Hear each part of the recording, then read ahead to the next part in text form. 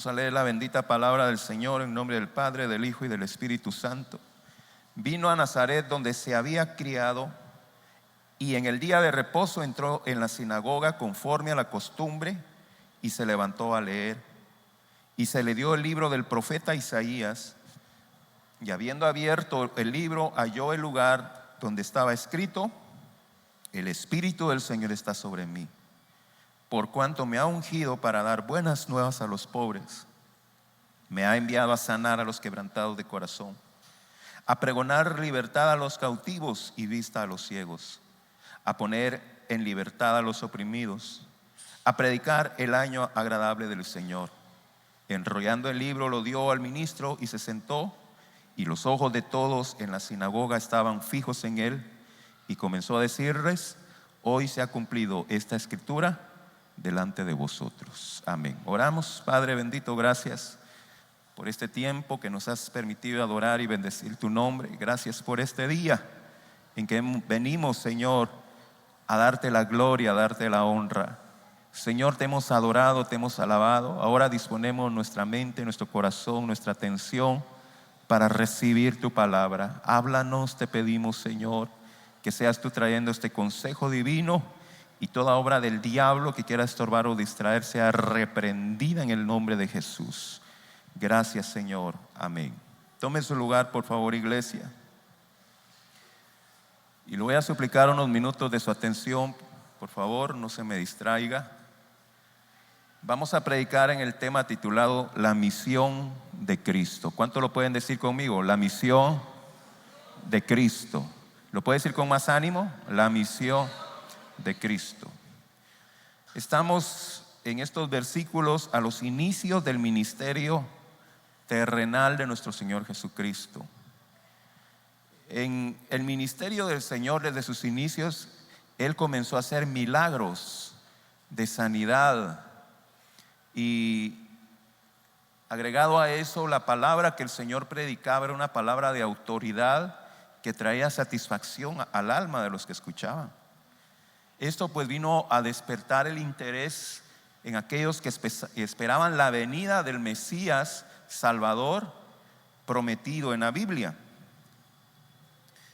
Muchos que escudriñaban las Escrituras leían, por ejemplo, en Jeremías capítulo 23, versículo 5, esta palabra: he aquí vienen días, dice Jehová, en que levantaré a David renuevo justo, y reinará como rey, el cual será dicho, y hará juicio y justicia en la tierra. En sus días será salvo Judá, e Israel habitará confiado, y este será su nombre con el cual le llamarán: Jehová, justicia nuestra. Entonces, pasajes como estos que anunciaban la venida del Mesías Salvador vino a despertar el interés en la gente, en los judíos que esperaban en la venida de este Mesías Salvador, y se preguntaban: ¿será este el Mesías prometido?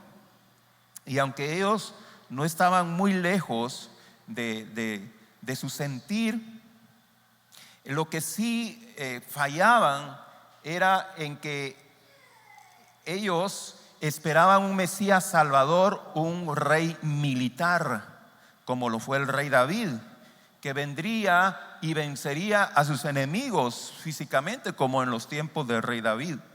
Cuando nosotros estudiamos la vida del rey David, vamos a encontrar que fue un hombre guerrero.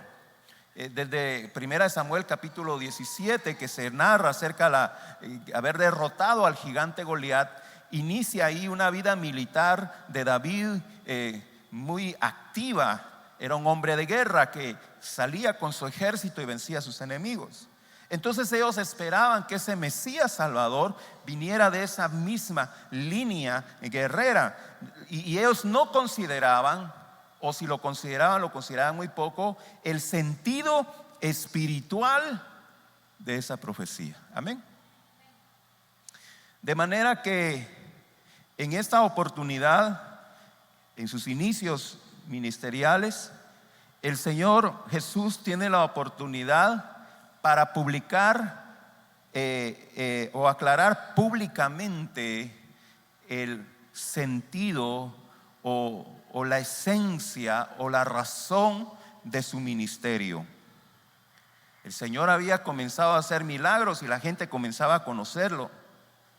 De manera que en esta oportunidad que el Señor llega a la sinagoga, pues ya era conocido Jesús. Ahí está el hombre que hace milagros y que predica, démosle un tiempo que nos salude. Entonces el Señor toma el tiempo en la sinagoga y toma el rollo, porque en esa época pues no existía la Biblia así como la conocemos en libros, sino que eran rollos que escribían a mano.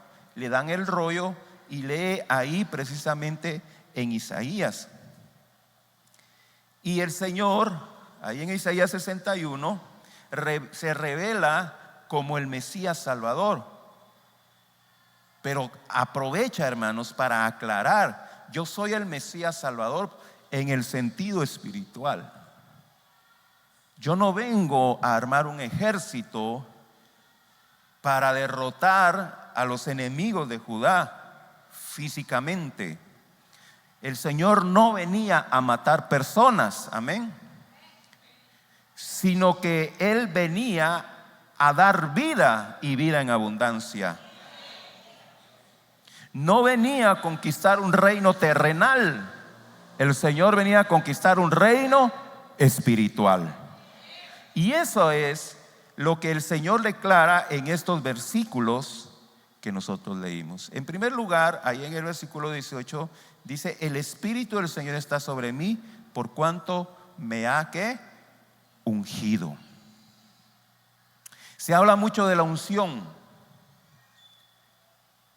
y quizá cada uno de nosotros tengamos una idea de lo que es la unción, y eso es lo primero que debemos considerar: el ungimiento de nuestro Señor Jesucristo. Y el Señor Jesucristo aclara que fue el Espíritu Santo quien lo ungió. Ahora, considerando, hermanos, el sentido que tenía en esa época el ungimiento en la época bíblica era una ceremonia. ¿Qué era el ungimiento? Una ceremonia en la que se le confería honor, autoridad y capacidades especiales a una persona para desarrollar una actividad, un puesto, una misión importante. Amén. Es decir, se ungían a los sacerdotes, se derramaba aceite sobre los sacerdotes, y una vez ungidos, los sacerdotes ya estaban capacitados para desarrollar las tareas ministeriales dentro del templo. Un sacerdote no podía desarrollar tareas ministeriales dentro del templo sin antes no era ungido. Amén. Los reyes debían de ser ungidos.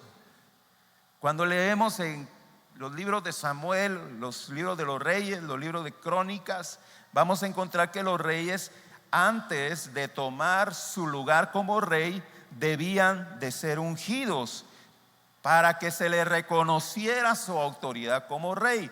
Entonces vemos, hermanos, que el ungimiento en las épocas bíblicas era una ceremonia donde se derramaba aceite sobre una persona para capacitarlo, para autorizarlo a realizar una tarea especial. Amén. Y entonces el Señor Jesucristo dice: yo ya fui ungido, pero fui ungido por el Espíritu Santo. En Lucas capítulo 3, versículo 21 y 22 vamos a encontrar el ungimiento del Señor Jesucristo por el Espíritu Santo. Dice: aconteció que cuando todo el pueblo se bautizaba, también Jesús fue bautizado, y orando, el cielo se abrió y descendió el Espíritu Santo sobre él en forma corporal como paloma, y vino una voz del cielo que decía: tú eres mi Hijo amado, en ti tengo complacencia. Y de esa manera el Espíritu Santo, después de que Jesús fue bautizado en agua, desciende sobre él y lo unge. Ahora, siendo el Señor Jesucristo Dios, no había ninguna persona en esta tierra que fuera digno para ungirlo. Amén. No había sacerdote, no había profeta, no había ningún ser en esta tierra que tuviera el derecho o la dignidad o la autoridad para ungir al Señor Jesucristo, porque quien unge es mayor del ungido, ¿verdad? Pero Jesucristo es Dios. Entonces no había nadie en esta tierra digno de ungir al Señor, por lo tanto que fue ungido por el Espíritu Santo. Amén. Y el Espíritu Santo viene y lo capacita y lo autoriza para realizar el ministerio y la misión para la cual el Padre lo había enviado. El Señor Jesucristo respeta las reglas. Él, siendo Dios, se sujetó, se sometió a las reglas de Dios. Necesitaba ser ungido. Entonces, hermanos, la unción, escúchame bien, la unción, quizá a veces lo limitamos y pensamos que la unción es un sentir, ¿verdad? Ay, qué rico sentir la unción. O limitamos la unción, es que sentí un calorcito, era la unción del Espíritu Santo. O sentí una corriente que atravesaba mi cuerpo. O a veces limitamos la unción a una manifestación eventual, un culto. Estaba la unción y qué glorioso. Y aunque sí esto puede ser la unción, pero no se limita la unción a esto, porque la unción capacita, amén. La unción autoriza, la unción empodera. ¿Para qué? Para desarrollar la obra de Dios. Amén. Entonces la unción no es que sentí algo rico y mañana pues ya se acabó la unción. No, la unción es algo permanente. Somos ungidos, hermanos, para desarrollar el ministerio del Señor Jesucristo. Romanos 11:29 dice la Biblia que son irrevocables los dones y los ministerios del Señor. Es decir, el Señor nos unge para desarrollar la tarea, la gran comisión, hermanos. La unción no es un sentir de un momentito, de un día sí, otro día no. La unción es un estado permanente de capacitación del Espíritu Santo, de llenura del Espíritu Santo. No se limita a una emoción dominical, es el otorgamiento del poder para realizar la obra evangelística. Hechos capítulo 1 versículo 8. Yo sé que usted se recuerda de ese versículo. Pero recibiréis poder cuando haya venido sobre vosotros el Espíritu Santo, y me seréis testigos en Jerusalén, en Judea, en Samaria y hasta lo último de la tierra. Entonces el Señor nos está diciendo: yo fui ungido para realizar la obra que el Padre me envió a hacer. Entonces tengamos claro, hermanos, que la unción, el ungimiento, no es una emoción pasajera. El ungimiento es un empoderamiento vitalicio. Amén. Porque el Señor no es un contratista. Te voy a contratar un año para que realices mi obra. No. Es más, hermanos, el Señor no llama personas, Él llama generaciones. Amén. Ahora, ¿para qué fue ungido el Señor Jesucristo? Entonces sigue diciendo ahí el versículo 18: por cuanto me ha ungido para dar buenas nuevas. ¿A quiénes? A los pobres. ¿Por cuánto me ha ungido? Para dar buenas nuevas a los pobres. Entonces el Señor Jesucristo dice: yo vengo a anunciar buenas noticias. ¿A quiénes? A los pobres. Ahora, tengamos claro algo. Mire para acá. Cuando el Señor dice pobres, no se está refiriendo a una clase social. Amén. No se está refiriendo precisamente a una clase social, sino a la condición espiritual de toda la humanidad. Todos nosotros somos pobres en espíritu. Amén. Necesitados de Dios. ¿Sabe cuál es la diferencia? Los que lo reconocen y los que no lo quieren reconocer. Amén. Pero todos somos pobres en espíritu. Y la diferencia radica precisamente en eso: quienes reconocen que son pobres en espíritu y quienes no quieren reconocer que son pobres en espíritu. En el Sermón del Monte, Mateo 5:3, el Señor dice: bienaventurados los pobres en espíritu, porque de ellos es el reino de Dios. Aquellos que reconocen su necesidad. Ahora, ¿cuáles son esas buenas noticias? Dice: yo he venido a dar buenas noticias a los pobres. Y para ello, hermanos, tenemos que ver la figura de la ley. En la ley, hermanos, el Señor Dios dejó establecido reglas para los que fracasaban. Habían personas que fracasaban económicamente, y estas personas se veían obligados a vender sus propiedades. Estas personas se veían obligados a endeudarse. Incluso se vendían ellos mismos como esclavos para poder subsistir, porque quedaban pobres. Ahora, en la ley quedaba establecido el año del jubileo. El año del jubileo se celebraba cada 50 años. ¿Cada cuánto? Cada 50 años. Y la ley del jubileo establecía que aquella persona que había tenido que vender su herencia por algún fracaso económico, en el año del jubileo esa persona podía recuperar su herencia. Amén. La ley del año del jubileo establecía que aquella persona que se endeudaba por algún fracaso económico, en el año del jubileo la deuda se le era perdonada.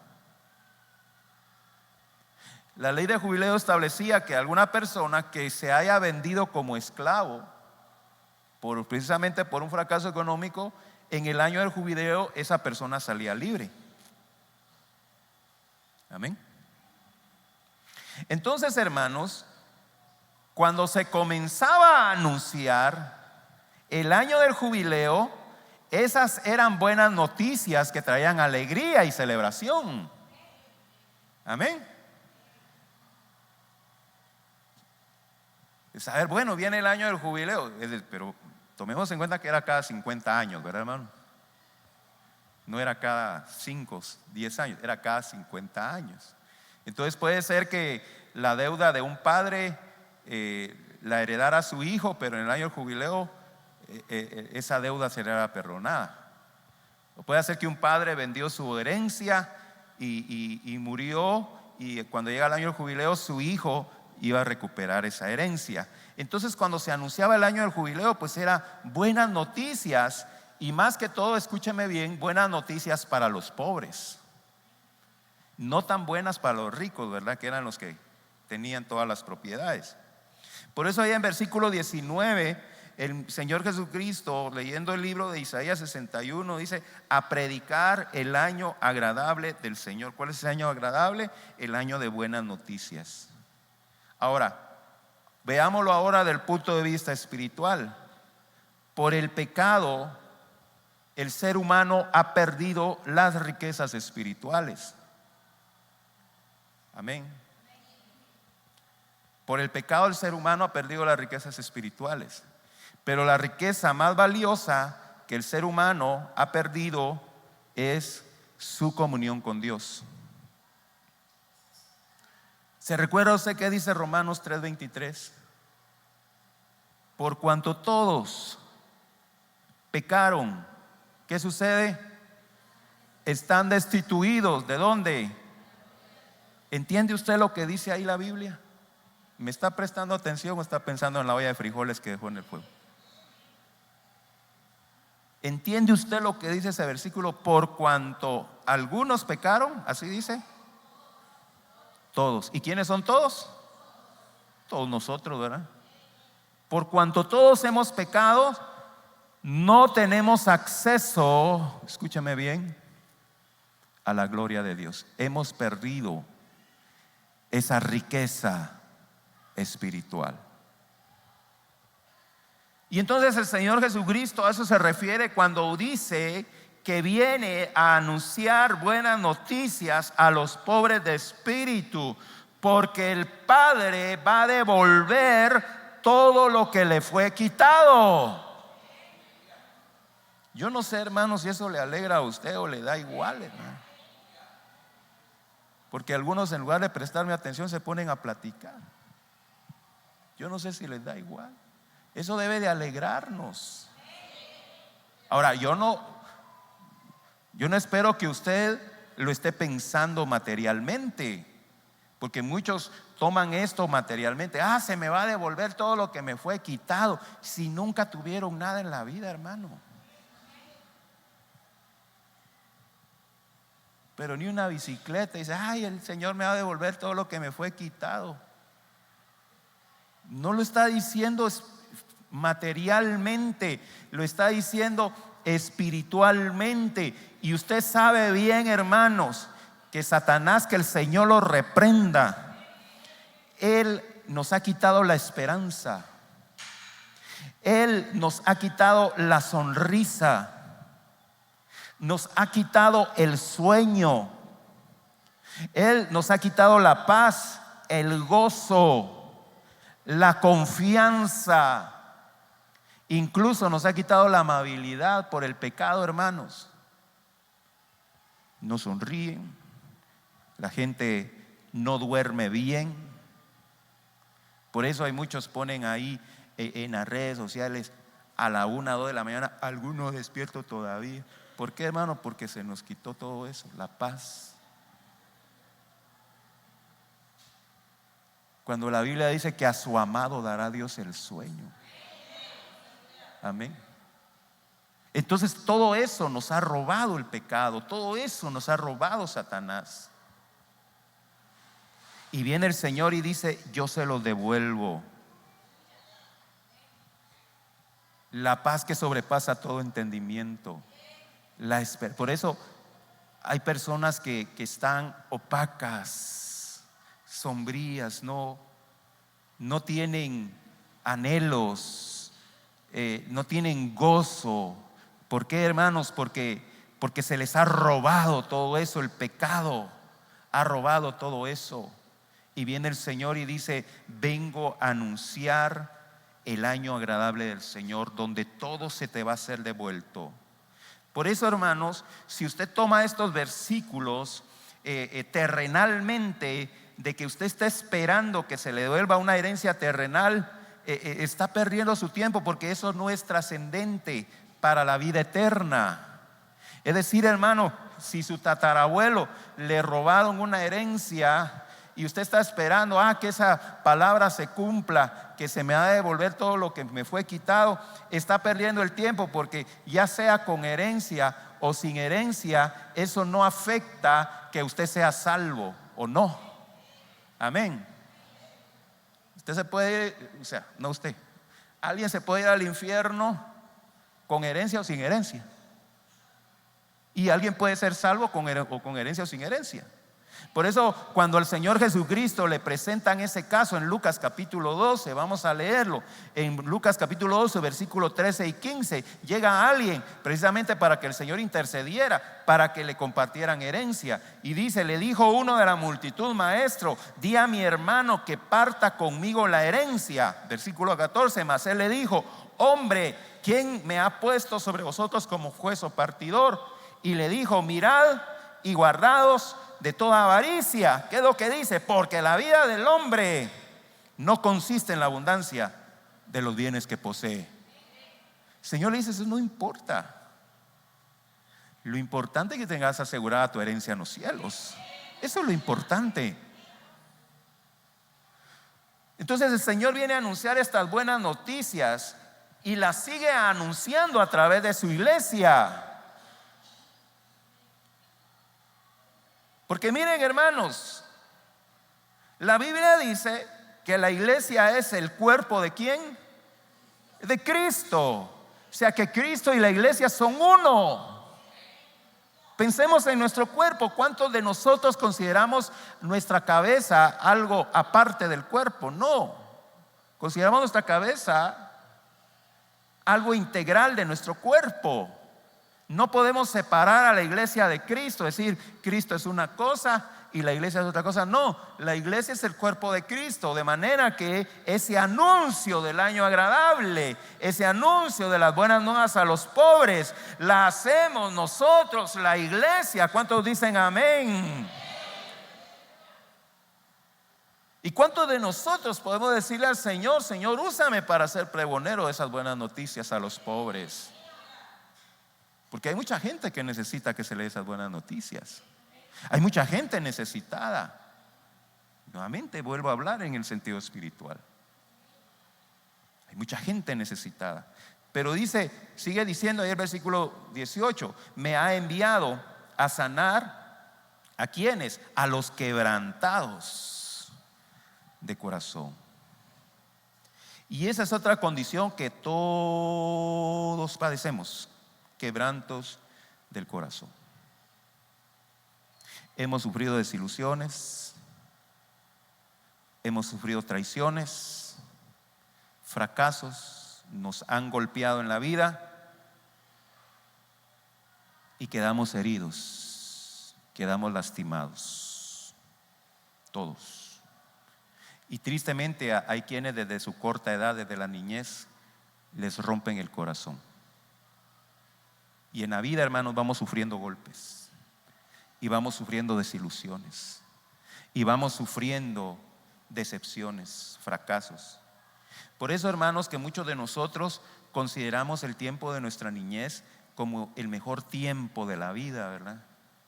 En el que nosotros no nos preocupábamos de nada, en que nosotros éramos inocentes e ignorábamos muchos de esos quebrantos que después venimos a sufrir.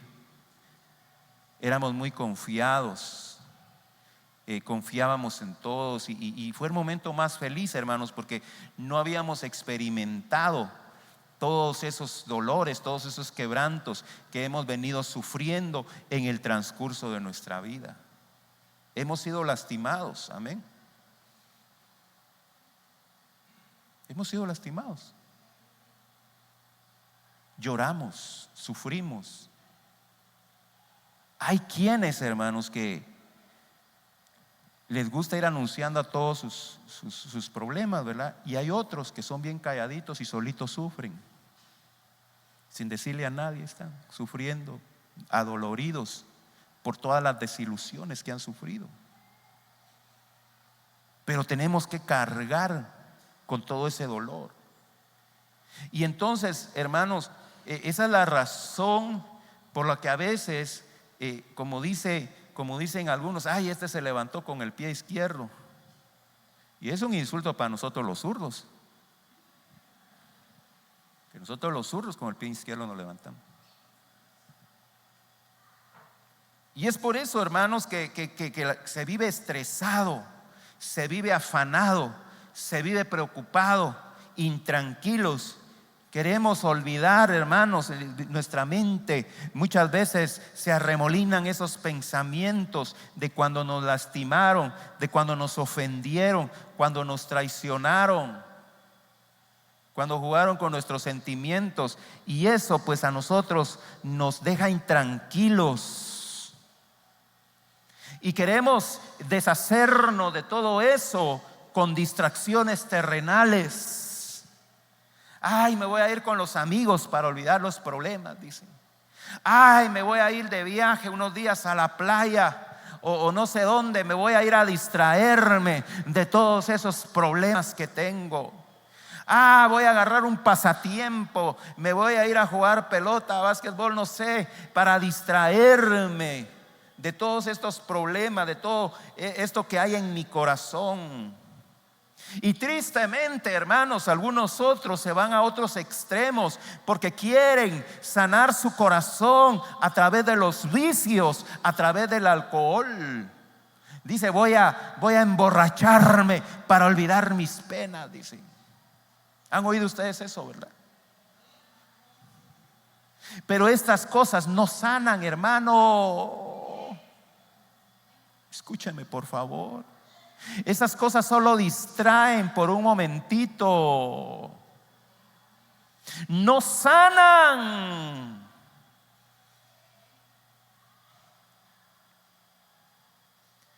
Después de la borrachera viene la realidad, ¿verdad? Me voy a ir de viaje para olvidar las penas, para desestresarme. Se va y se le olvida todo, pero cuando regresa ahí lo están esperando los problemas. Solo distraen, pero no sanan. Es como querer curar el cáncer con una aspirina.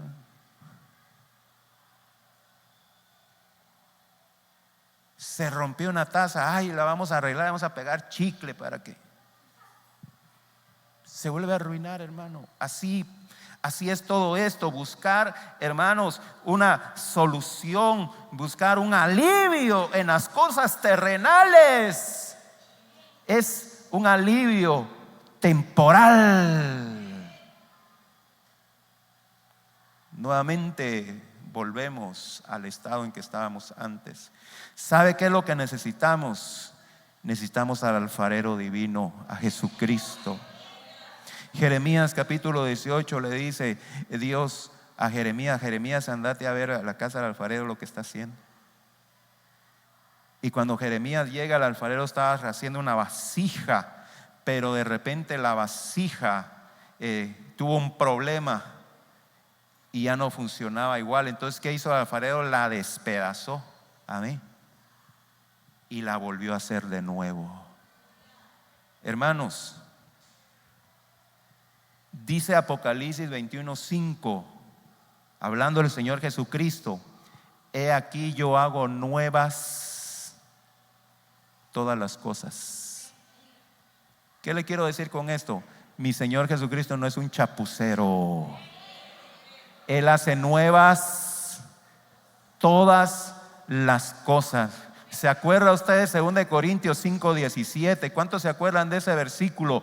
De modo que si alguno está en Cristo, Él lo chapucea, dice. Nueva criatura es. Las cosas viejas pasaron, he aquí todas son hechas nuevas. Amén. Amén. Solo Cristo puede sanar nuestro corazón herido. Si has sido golpeado, si has sido defraudado, si te han ofendido, si te han agredido, solo Cristo puede sanar tu corazón, darte un corazón nuevo. Por eso, hermano, yo a veces me suena muy, ¿cómo podría decirles? Muy contradictorio aquellas personas que dicen: el Señor hizo un milagro en mí, me rellenó las muelas, dice, con oro. Hermano, si el Señor le puede dar muela nueva, Él no es un chapucero. Ay, mírenme, rellenó de oro.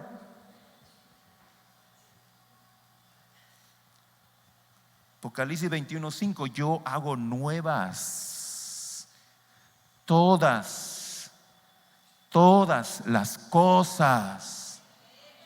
Por eso, hermanos, cuando venga el juicio sobre la tierra, Dios no va a venir a chapucear la tierra. Dice Apocalipsis 21, dice: y desapareció la tierra y ya no existía más. Desapareció. Pero luego dice: vi cielo nuevo y tierra nueva. Entonces, hermano, usted está ahí buscando: ay, me voy a ir de vacaciones, eso me va a quitar todo el estrés. Le va a dar un su alivio de unos 2-3 días. Quemado va a venirle la espalda. Y yo decía: ¿qué tal, hermano? Me fui a la playa. Es un alivio, le va a dar. Solo Cristo puede sanar su corazón. Él dice: me ha enviado a sanar a los quebrantados de corazón. ¿Cuántos dicen gloria a Dios, al Señor?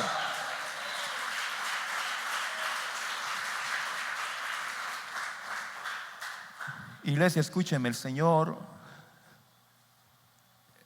no ha venido a condenar a nadie. Quizá nosotros los líderes religiosos quizá a veces damos una mala impresión de que vamos a señalar, vamos a juzgar, pero Dios no. Dios no es así.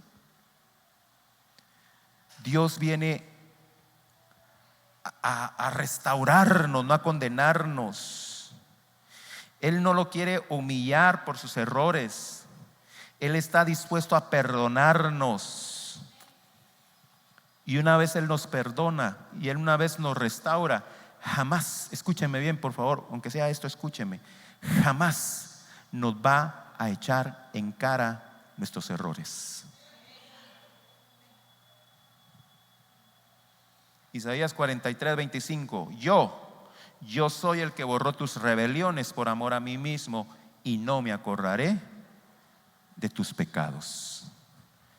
El que sí le interesa estarle remachando los pecados que cometió es Satanás, que el Señor lo reprenda, porque él es el acusador. Así que cuando vengan pensamientos, ay, pero yo hace 30 años, usted repréndalos, porque esos pensamientos no son de Dios. Usted diga, diablo mentiroso, yo soy nueva criatura.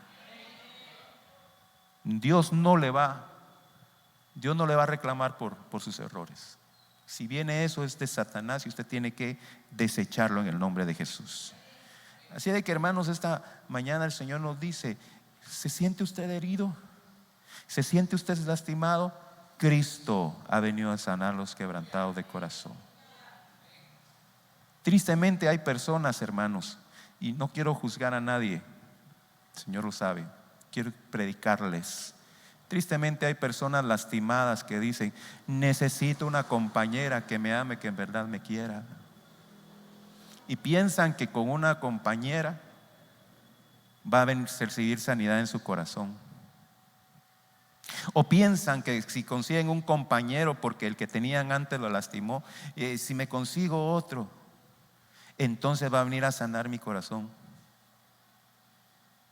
Maldito el hombre que confía en el hombre. Solo Cristo puede sanar tu corazón. Solo Él puede darte satisfacción. Por un momento de la emoción, hermanos, ahí veniste a darle el saludo a mi corazón, dice: te amo, Petronila. Ya a los 2-3 meses están publicando: ay, de lo que me libró el Señor, dice. Porque no hay satisfacción ahí, hermano. Si va por ese camino, va por mal camino. Se lo digo de todo corazón, no lo estoy juzgando. Va por mal camino. Lo que usted necesita es a Cristo Jesús. Amén. Pero vamos, hermanos, porque sigue diciendo: a pregonar libertad a los cautivos y vista a los ciegos, a poner en libertad a los oprimidos. Nuevamente, cuando habla libertad a los cautivos, no se está refiriendo literalmente a lo terrenal. Es decir, voy a entregar mi corazón a Cristo si salgo de la cárcel, porque así piensan muchos, ¿verdad? Caen presos y dicen: ay, dice la Biblia en Lucas 4:18 que Él viene a pregonar libertad a los cautivos y a poner en libertad a los oprimidos. Entonces me entrego a Cristo para salir de la cárcel. No es así. No es así. Si alguien cometió un delito aquí en la tierra, pues que cumpla con su deber civil, ¿verdad? Pero el Señor está hablando, hermanos, de esas prisiones espirituales de las que hemos estado hablando por el pecado. Juan el Bautista, hermano, fue decapitado en la cárcel. Juan el Bautista se merecía, si es que esta era una promesa literal, recibir el cumplimiento de esta promesa, salir de la cárcel, pero no. Juan el Bautista fue decapitado, pero eso no era lo importante, hermanos, porque Juan el Bautista fue libre espiritualmente, y cuando él partió de este mundo lo esperaba una corona de vida eterna, una recompensa celestial, mucho más valioso, hermanos, que la liberación de una cárcel terrenal. Eso es lo más valioso. Es decir, hermano, si tenemos las bendiciones espirituales, las bendiciones materiales son importantes, pero no tanto. Amén. Mire el Salmo 107, versículos 13 y 14. Luego que clamaron a Jehová en su angustia, los libró de sus aflicciones, los sacó de tinieblas, de la sombra de muerte, y rompió sus prisiones. ¿Qué prisiones? Espirituales. Porque nosotros sin Cristo somos prisioneros del pecado, y solamente Cristo nos puede liberar. Así lo dijo el Señor Jesucristo en Juan 8, 34 y 35. Jesús respondió: de cierto os digo, que todo aquel que hace pecado es esclavo del pecado. Y el esclavo no queda en la casa para siempre, el Hijo sí queda para siempre. Así que si el Hijo os libertare, seréis verdaderamente libre. Amén. Cristo viene a traer libertad. El mundo tiene el concepto al revés, ¿verdad? Está de cabeza. Por eso Isaías dice que hay de aquellos que a lo bueno llaman malo, y a lo malo llaman bueno. Hay de aquellos que al pecado dicen bendición, y bendición al pecado. ¿Por qué, hermanos? Porque la gente dice: yo no me voy a la iglesia porque ahí lo esclavizan a uno, prohibición aquí, prohibición allá. No saben que ellos están esclavos de los deseos de la carne. Son esclavos de los deseos de la carne. Nosotros consideramos vicios el alcohol, las drogas. No, hermano, la gente está metida en un vicio de donde no puede salir, es el pecado. Y solo Cristo puede darnos libertad. Esas son las buenas noticias que se proclaman. Hay libertad en Cristo Jesús. De manera, iglesia, que los judíos esperaban la venida del Mesías Salvador y estaban atentos a manifestaciones terrenales de un rey libertador que iba a aparecer en un corcel, que los iba a librar de la opresión de los romanos y que les devolvería todas sus posesiones materiales. Esa era la idea que tenían los judíos en el tiempo de Jesús. Y tristemente hoy en día muchos están en ese mismo sentir, hermanos. Que el Señor me devuelva todo lo que se me quitó. Que el Señor me dé en abundancia. Miren, hermanos, no se preocupen ustedes de eso, porque escúcheme bien, por favor, escúcheme, présteme atención, porque las bendiciones de Dios, las bendiciones materiales de Dios para su vida están garantizadas. Yo no sé si usted recibe eso. Las bendiciones materiales para su vida están garantizadas.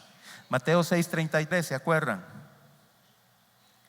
Mas buscad primeramente, ¿qué?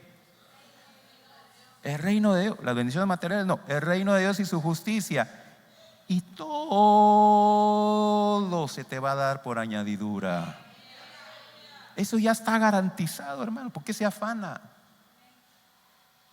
Busquemos, hermanos, esa libertad espiritual. Busquemos esa sanidad espiritual en nuestra vida. Ya su vida está garantizada. Nosotros no necesitamos que nos adivinen el futuro. Usted no tiene que ir a que le lean la mano, ¿verdad? Aquí miro una línea. No, hombre, esa es una cicatriz.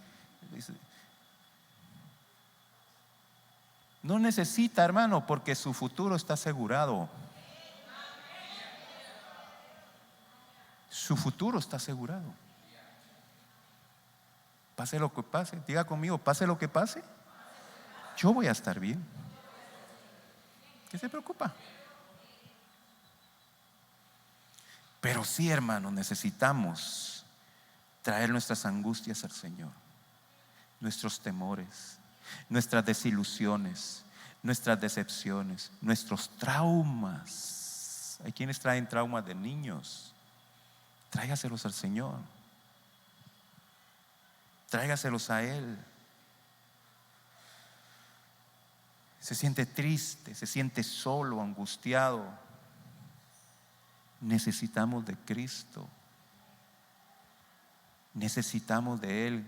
Si el Hijo os libertare, seréis verdaderamente libres. Y esta mañana, hermanos, si usted necesita ser ministrado y que la presencia del Señor traiga sanidad a su alma, no necesita, hermanos, irse de vacaciones o irse a distraer allá en cualquier cosa o buscar distracción en los vicios. Lo que usted necesita es que Cristo sane su corazón completamente, totalmente.